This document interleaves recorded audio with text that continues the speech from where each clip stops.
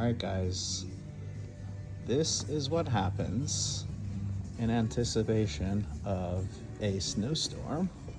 We bring in all of our 911 inventory, as much of it as we can, but I gotta say guys, how about our inventory? Check this out.